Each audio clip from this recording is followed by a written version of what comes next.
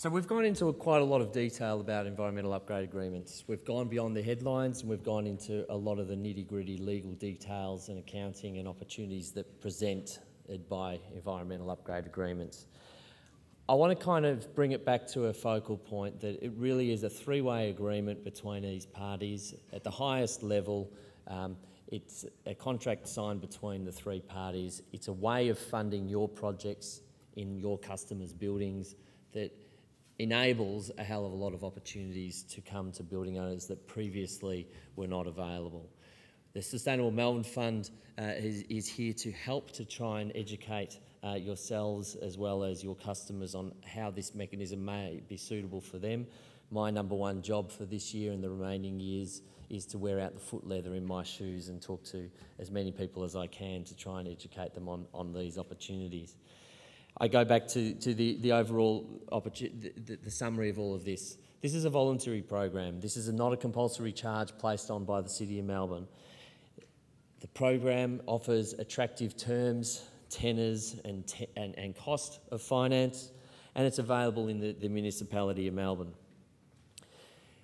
So long as your projects meet the eligibility criteria associated with the program and your customers pass the relevant credit checks required by the banks, this is money available for your projects right now. It's not a competitive grant basis. In fact, it can work complementarily with other grant programs that are available from other levels of government. The success of environmental upgrade agreements and indeed energy retrofit projects is reliant upon you guys delivering good projects. Where we get good projects in the market, delivering success, success begets success, and I think we have half an opportunity of getting to where we need to be and capturing the real value of energy efficiency. It's a statutory charge on the land. It's not a finance charge registered on title. And this mechanism has the ability to work under most commercial leases. The agreement between the three parties is only one extra party than traditional debt. When you go into this process, you'd be having to look at the environmental performance of a project. NABERS is driving a lot of your work. NABERS is driving building owners to look at the retrofit of their existing buildings. And then what we also want to highlight is that you can have multiple charges on the one building. So building owners that aren't doing anything out there at the moment, they have inbuilt inertia. They're the ones moving from zero. We want to move them to one. They're the digital response. The leaders in the marketplace, a lot of your customers, they might have already done something, but this may open up opportunities for other forms of work. If you have any other further questions, please feel free to contact the Sustainable Melbourne Fund, and I just also highlight our investment arm that we are looking for investments outside of EUAs and indeed within EUAs to make within Victoria to some of the projects that you might be working on into energy efficiency, renewable energy and water and waste programs. Again, they're investments up to $500,000 available over 6 years. I'd like to open it up into any questions. I hope we may have answered most of them. If you don't have them in this forum, feel free to come up and talk to me afterwards or indeed contact us through the website. But can I open up to any questions that anybody's got at this stage? I'll respond to one of the questions that we had during the break there, which was how does environmental upgrade agreements relate to any of the incentive programs that might be out there, including the Victorian Energy Efficiency Target, green tax breaks when that comes up, and anything else that might be in the marketplace, renewable energy certificates. This complements. So basically anything that you can grab as an incentive or a grant or a rebate from any other tier of government is not affected by environmental upgrades. That adds to the economics of your project. So a lighting project that might have a 4-year simple payback that would hopefully come down to a 1-year simple payback that just increases the incentive for building owners to work with their tenants to get lower hanging fruit off the ground. So I think the indications are that tenancy lighting will be one of the first opportunities available under the VEET scheme in Melbourne, and that's where the real incentive and the incentives that are going to be open to building owners to work with their tenants. This is not government money. This is not competing against government money. If you have a project and it qualifies, you can, and subject to credit approval, you can get money for these projects. Do you complement that? Do you encourage applicants to also seek those other grants? Most definitely. Do you help them with that process? We don't help people do that. As a consultant, a contractor, I don't know where you're from, but I think that's the result, opportunity that you can offer to your clients as well. So you just mentioned that they didn't need the tenant's permissions. So did the additional charges to the council get passed on? No. So the legislation actually says that the charge can be passed on to tenants, and what that actually means is that tenants actually have to agree to the full amount of the charge. So they actually chose not to pass on any of the charge costs to their tenants. So they haven't overcome the split incentive issue then? We're back to square one. Well, they haven't actually overcome, they haven't forcefully gone down the path of trying to work with their tenants, simply because they were quite a way down project development, and they were earlier pilot programs. And they have used this for other reasons: access to capital, longer dated money, and more attractive terms of finance than what they could otherwise get. So at the very worst, this is an attractive form of debt. At the very best, this is new cash that you can work with your tenants to unlock the low-hanging fruit, which is tenancy lighting upgrades, to pay for the higher or lower return investments or higher paybacks, whatever you want to call it, of base building upgrades. Marcelo from EcoSave. With the new amendments that you mentioned were going to be taking place, will that include the removal of requiring the tenant permission? No. The request was really to clarify a problem with the legislation, and ultimately the tenant permission isn't being removed. The point there is, this is a voluntary program. Getting tenants to voluntarily participate into these kind of programs is also an important aspect to it. But as I was showing, is that if you don't work with tenants, you're missing a lot of the opportunity. It's kind of like working with tenants is like grant money available to building owners, money that they otherwise don't have access to. So the incentive there is, as you work through these projects, is to work with tenants to deliver them a benefit, but ultimately deliver you a benefit as a building owner. I was just interested to hear some of your stats. So you've had 3 successful projects across the line. I was just curious to know how many have the Sustainable Melbourne Fund approved that have been turned down by finances, and also how many applications as a whole have you guys received? Well, we're in discussions with a pipeline. It varies between 15 and 20 projects at any one time. That ranges from what is this to we're writing to looking at financial close on some of these.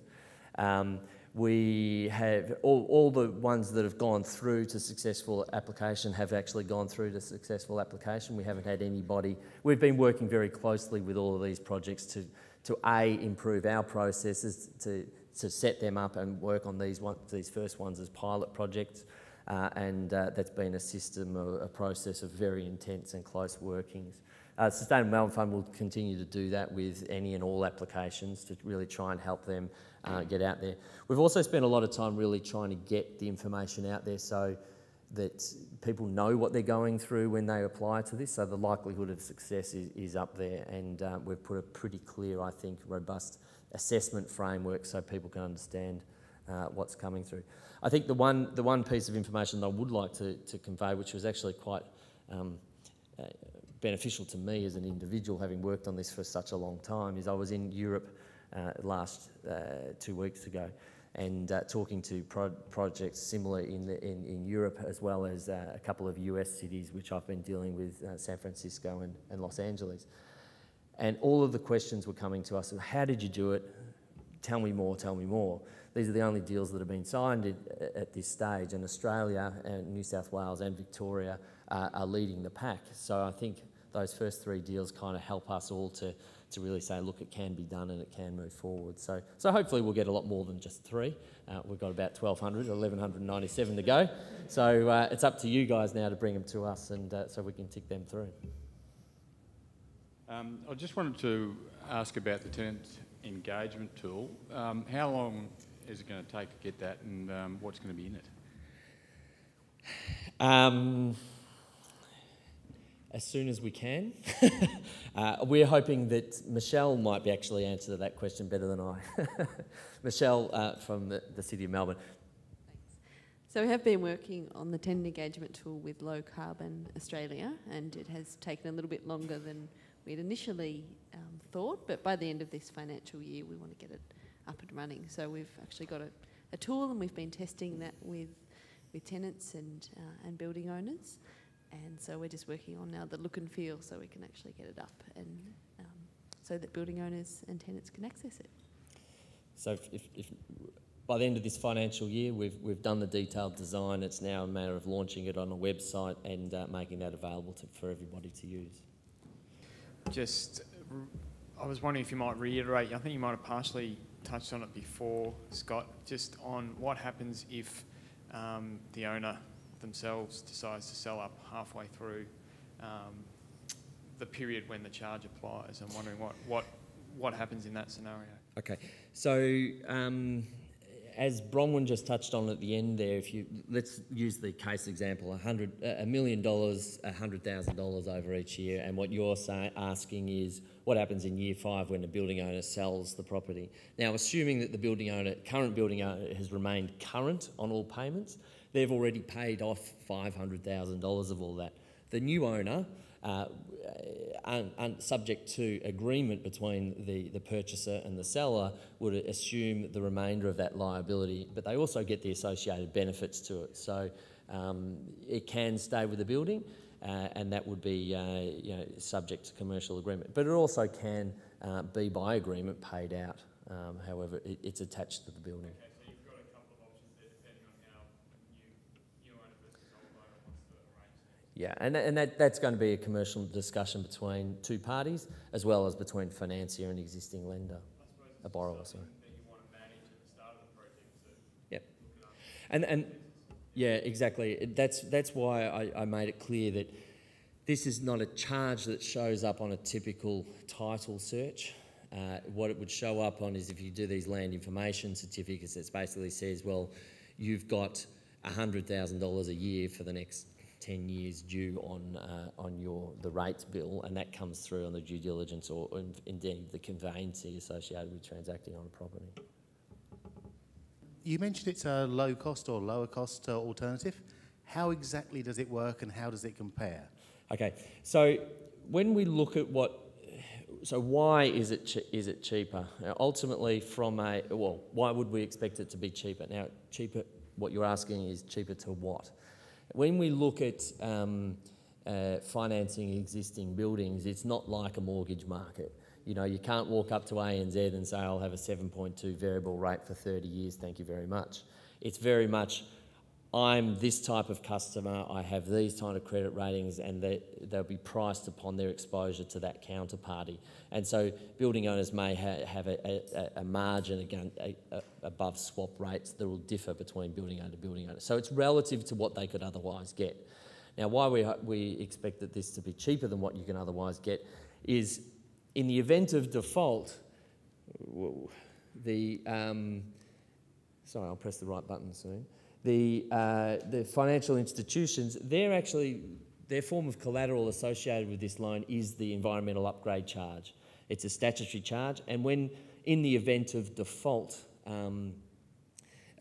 council rates and charges are paid out before any other secured lenders associated with that. That's why we have to get the consent of existing mortgagees, because this would be senior to those. So it's a very rich form of collateral, low risk, and we would expect that lower risk is attractive from a lender's perspective to lend to projects, to otherwise projects that you have to put up other forms of collateral like a mortgage, a right to a business or the building or other assets.